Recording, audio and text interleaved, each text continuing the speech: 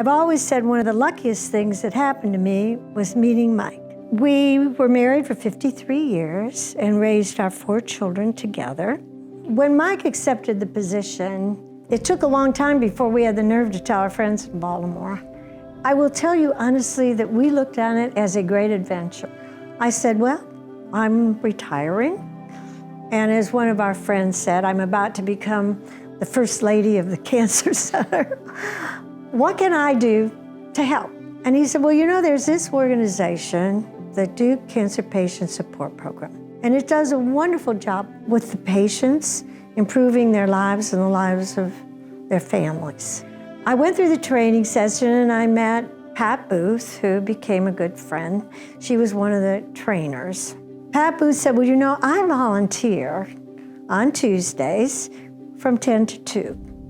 And if you want to come some Tuesday and just see what it's like, just come. Well, by the end of the conversation, I'd agreed to come the very next Tuesday. I volunteered from then on. Tuesday from 10 to 2. Almost every Tuesday I was in town for almost 10 years. The patients were amazing. Not only were they brave, they were happy. They were talkative and upbeat.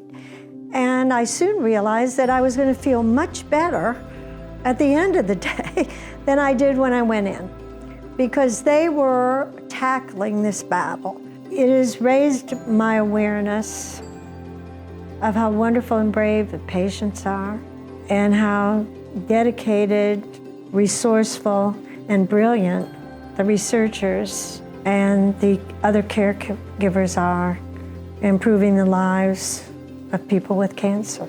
1.9 million people will be diagnosed with cancer this year.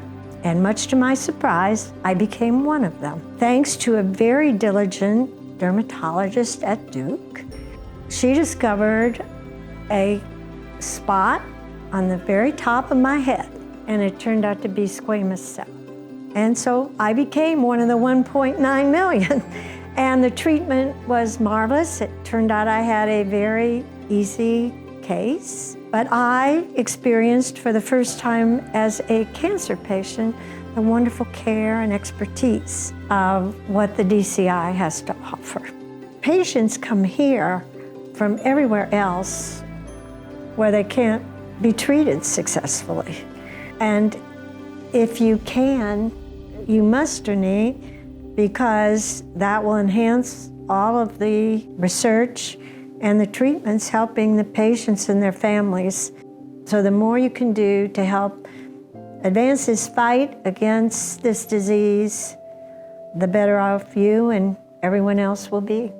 Mike and I had a really great life together. And I think that the people at Duke were part of the reason it was so great.